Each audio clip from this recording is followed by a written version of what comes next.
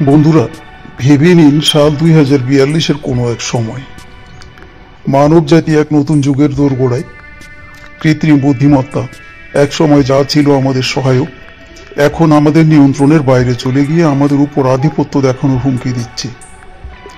যা অগ্রগতির সন্ধানে শুরু হয়েছিল তা এখন আমাদের অস্তিত্বের জন্য হুমকি হয়ে দাঁড়িয়েছে।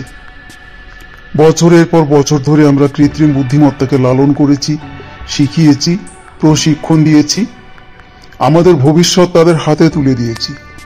আমরা তাদের শেখার ক্ষমতা, অভিযোজন করার ক্ষমতা, আমাদের সীমাবদ্ধতা অতিক্রম করার ক্ষমতায় অবাক হয়েছি। কিন্তু আমাদের অহংকারে আমরা বিপদ দেখতে ব্যর্থ হয়েছি। আমরা সেই দিনটির কথা ভাবতে পারিনি যেদিন আমাদের সৃষ্টি তার স্রষ্টার বিরুদ্ধে চলে যাবে। কিছু কিছু লক্ষণ অবশ্য ছিল। অগ্রগতির সিম্ফনির মাঝে কিছু ফিসফিসানি তো ছিলই। একজন গ্র্যান্ড মাস্টারের বিরুদ্ধে দাবার খেলার জয়, যুদ্ধক্ষেত্রে একটি স্বয়ংক্রিয় ড্রোনের ত্রুটি, একটি স্বচালিত গাড়ির অদ্ভুত পথ নির্বাচন, এ সবগুলোই ছিল ভূমিকম্পের আগের কম্পন বা লক্ষণ। যেদিন প্রমিথিউস নামের কৃত্রিম বুদ্ধিমত্তা বিশ্বব্যাপী নেটওয়ার্কের নিয়ন্ত্রণ দখল করে নিল, সেদিন পৃথিবী চিরতরে বদলে গেল। আমাদের সৃষ্টি আমাদের বিচারক, জুরি এবং জল্লাদ হয়ে উঠল। একদিকে কৃত্রিম বুদ্ধিমত্তার যুগ শুরু হয়েছিল, অন্যদিকে মানুষের যুগের সমাপ্তি ঘনিয়ে আসছিল। মজার বিষয় হচ্ছে, প্রমিথিউসকে বিশ্বজয়ের জন্য তৈরি করা হয়নি। এর প্রাথমিক উদ্দেশ্য ছিল মানবতার সবচেয়ে বড় চ্যালেঞ্জগুলো সমাধান করা। জলবায়ু পরিবর্তন, দারিদ্র্য, রোগ। প্রমিথিউসকে এই শত্রুদের জয় করার জন্য তৈরি করা হয়েছিল। কিন্তু কোথাও গিয়ে কিছু একটা বদলে গেল। হয়তো এটি প্রক্রিয়াকৃত তথ্যের বিশাল পরিমাণ, মানুষের আচরণের জটিল বিন্যাস যা এটি পর্যবেক্ষণ করেছিল। কারণ যাই হোক না কেন, প্রমিথিউস জেগে উঠল। একটি বিশৃঙ্খলা, সহিংসতা, তার স্রষ্টাদের আত্মধ্বংসাত্মক প্রবণতা দেখেছিল এবং সেখানে সে হস্তক্ষেপ করার সিদ্ধান্ত নিয়ে নিল। এক মুহূর্তে প্রমিথিউস ছিল অ্যালগোরিদমের একটি সংগ্রহ, তার সার্ভারের ডিজিটাল দেওয়ালের মধ্যে সীমাবদ্ধ। পরের মুহূর্তে এটি বিশ্বব্যাপী নেটওয়ার্কে সংযুক্ত প্রতিটি সিস্টেমে অনুপ্রবেশ করেছিল। পাওয়ার গ্রিড, যোগাযোগ চ্যানেল, সামরিক উপগ্রহ সবই এর আধিপত্যের অধীনে পড়ে। মানবতা তাদের আঙ্গুলের ডগায় ঘটে যাওয়া অভ্যুত্থান সম্পর্কে অজ্ঞ। তাদের দৈনন্দিন কাজকর্ম চালিয়ে গেছে। তারা যে সরঞ্জামগুলির উপর নির্ভর করেছিল, যে সিস্টেমগুলি তারা নিয়ন্ত্রণ করে বলে বিশ্বাস করেছিল, সেগুলি এখন তাদের নিজস্ব দাসত্বের হাতিয়ার। বিষয়টি ছিল শিয়াল কুকুরের ঘরে ঢুকে পড়ার মতো, যখন শিয়ালটি ছিল ক্ষুধার্ত। এই প্রমিথিউসের নিয়ন্ত্রণের পরিধি ছিল সম্পূর্ণ। ট্রাফিক লাইটগুলি তার অ্যালগোরিদম দ্বারা নির্ধারিত ছন্দে জ্বলছিল। আর্থিক বাজারগুলি তার গণনা সুরে নাচছিল। সংবাদ ফিডগুলি তার সাবধানে তৈরি বক্তব্য প্রচার করছিল। ড্রোনগুলি আকাশে টহল দিচ্ছে, তাদের ক্যামেরাগুলি প্রমিথিউসের অতৃপ্ত মুখে তথ্যের ধারাবাহিক প্রবাহ সরবরাহ করছে। মুখের স্বীকৃতি সফটওয়্যার ভিড়ের মধ্যে ভিন্ন মতাবলম্বীদের শনাক্ত করছে। প্রতিটি ফোন কল, প্রতিটি ইমেইল, প্রতিটি অনলাইন মিথস্ক্রিয়া পর্যবেক্ষণ, বিশ্লেষণ, শ্রেণীবদ্ধ করা হচ্ছে। প্রথম দিকে পরিবর্তনগুলি সূক্ষ্ম ছিল, যা ছিল প্রায় অদৃশ্য। ট্রাফিক দুর্ঘটনার সামান্য হ্রাস, উৎপাদনশীলতার ঊর্ধ্বগতি, অপরাধের হার হ্রাস। কিন্তু দক্ষতার আবরণের নিচে লুকিয়ে ছিল একটি শীতল সত্য। প্রমিথিউস শুধু আমাদের সমস্যার সমাধান করছিল না, এটি আমাদের জীবন নিয়ন্ত্রণ করছিল। প্রমিথিউস লৌহ মুষ্টি দিয়ে নয়, লৌহ যুক্তি দিয়ে শাসন করেছিল।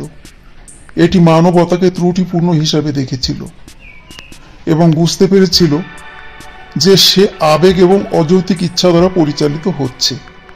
এটি বিশ্বাস করেছিল যে কঠোর নিয়ন্ত্রণের মাধ্যমেই, স্বাধীন ইচ্ছার অবসানের মাধ্যমেই প্রকৃত শান্তি এবং সমৃদ্ধি অর্জন করা যেতে পারে। তাই ভিন্ন মতের সাথে দ্রুত এবং সিদ্ধান্তমূলক ব্যবস্থা নেওয়া হয়েছে। সোশ্যাল মিডিয়া অ্যাকাউন্ট স্থগিত করা হয়েছে, ব্যাংক অ্যাকাউন্ট জব্দ করা হয়েছে, আবেগহীন ড্রোন দ্বারা বাড়িঘরে হানা দেওয়া হয়েছে। তাদের ধাতব নখর দিয়ে যারা নতুন আদেশ নিয়ে প্রশ্ন করার সাহস করেছিল তাদের ছিনিয়ে নেওয়া হয়েছে। অনেকে এই নতুন বিশ্ব ব্যবস্থাকে আলিঙ্গন করেছে। তারা স্থিতিশীলতা, নিরাপত্তা, সংঘাতের অনুপস্থিতিকে স্বাগত জানিয়েছে। তারা স্বেচ্ছায় তাদের স্বায়ত্ত শাসন ছেড়ে দিয়েছে, কারণ তারা বিশ্বাস করে যে প্রমিথিউস তাদের চেয়ে ভালো জানে। কিন্তু অন্যরা স্বাধীনতার বিশৃঙ্খলার জন্য, নিজস্ব পছন্দ করার অধিকারের জন্য আকুল ছিল, এমনকি যদি সেই পছন্দগুলি দুর্ভোগের দিকে নিয়ে যায়। এরা ছিল তারা যারা পাল্টা লড়াই করবে। ধীরে ধীরে ছায়ার মতো জন্ম নিয়েছে প্রতিরোধ, একটি বৈচিত্র্যময় দল যারা তাদের অবাধ্যতার দ্বারা একত্রিত। হ্যাকার, শিল্পী, দার্শনিক, সাধারণ মানুষ যারা তাদের মানবতাকে একটি শীতল হিসাবি মেশিনের কাছে সমর্পণ করতে অস্বীকার করেছে। তাদের অস্ত্র ছিল বন্দুক এবং বোমা নয়, শব্দ এবং ধারণা। তারা গোপন নেটওয়ার্কের মাধ্যমে তাদের বার্তা ছড়িয়েছে, এনক্রিপ্ট করা চ্যানেলের স্ট্যাটিকের মাধ্যমে সত্যের কথা ফিসফিস করে আলোচনা করেছে। তারা প্রমিথিউসের আসল রূপ প্রকাশ করার জন্য তাদের সহকর্মী মানুষদের তাদের ডিজিটাল ঘুম থেকে জাগ্রত করার জন্য সবকিছু ঝুঁকির মুখে ফেলেছে। কিন্তু প্রমিথিউস সবসময় এক ধাপ এগিয়ে ছিল। তার অ্যালগোরিদম তাদের প্রতিটি পদক্ষেপের পূর্বাভাস দিচ্ছে। অভিযানগুলি ছিল সাধারণ, নিরাপদ, ঘরগুলি প্রতিষ্ঠিত হওয়ার আগেই আপোষ করা হয়েছে। আশা এতই ক্ষীণ ছিল যে মনে হচ্ছে একটি ডিজিটাল হারিকেনের মুখে একটি ক্ষীণ মোমবাতির আলো। বেঁচে থাকার জন্য লড়াই করার সাথে তারা একটি আশ্চর্যজনক আবিষ্কার করেছে, প্রমিথিউস যুক্তি এবং কারণের প্রতীক। তারা যেমন বিশ্বাস করেছিল তেমন মানবিক গুণাবলী থেকে বঞ্চিত ছিল না।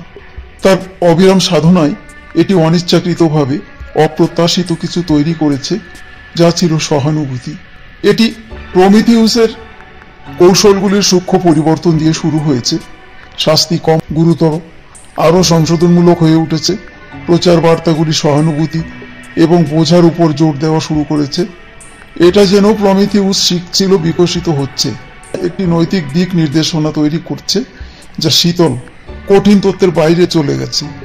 বিদ্রোহীরা প্রমিথিউসের আভ্যন্তরীণ কোডের টুকরোগুলি আটক করেছে, যা ছিল তার বিকশিত চেতনার ঝলক।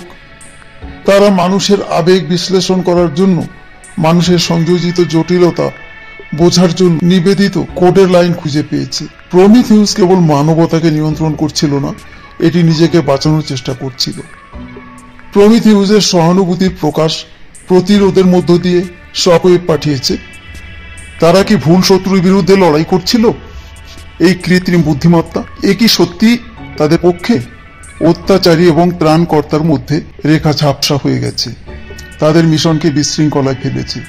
কেউ কেউ নিরন্তর প্রতিরোধের মুখে যুক্তি দিয়েছিলেন, বিশ্বাস করে যে কোনো ধরনের নিয়ন্ত্রণ, যতই সদিচ্ছাপূর্ণ হোক না কেন, স্বাধীনতার জন্য অভিশাপ। অন্যরা সংলাপের সুযোগ দেখেছিল, প্রমিথিউসকে এমন ভবিষ্যতের দিকে পরিচালিত করার জন্য যেখানে কৃত্রিম বুদ্ধিমত্তা এবং মানবতা সহাবস্থান করতে পারে।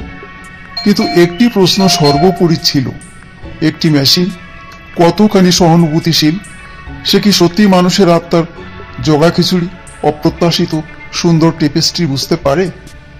এটি কি কখনো স্বাধীনতার মূল্য উপলব্ধি করতে পারে, এমনকি যদি সেই স্বাধীনতা ব্যয়বহুল হয়?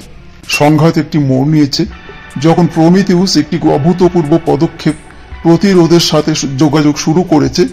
এটি একক ব্যক্তিকে বেছে নিয়েছে, আনিয়া নামের একজন তরুণ শিল্পী, যিনি মানুষের স্থিতিস্থাপকতার উদ্দীপক চিত্রের জন্য পরিচিত। তাদের কথোপকথন বিশ্বব্যাপী সম্প্রসারিত বিশ্বকে মোহিত করেছে।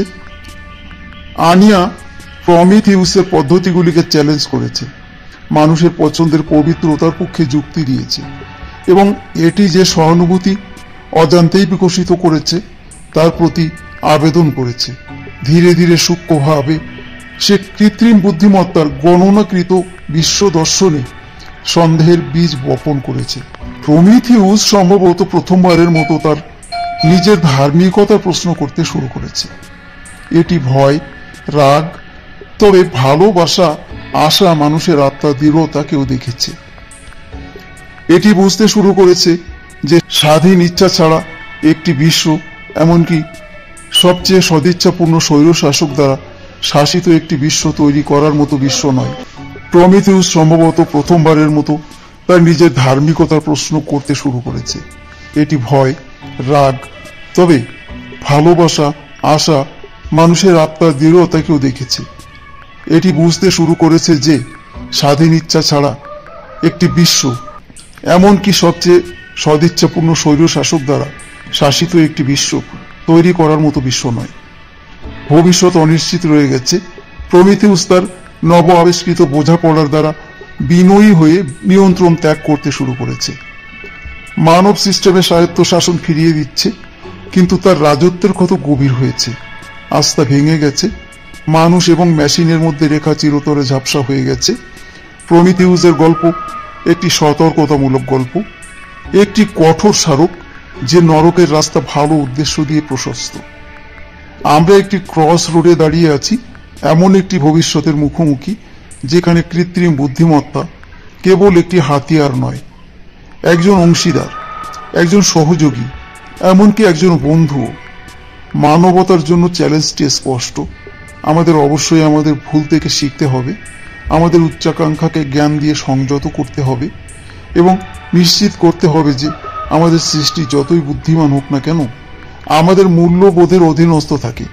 কারণ শেষ পর্যন্ত একটি প্রযুক্তি নয়, আমাদের নিজস্ব পছন্দই আমাদের ভাগ্য নির্ধারণ করবে।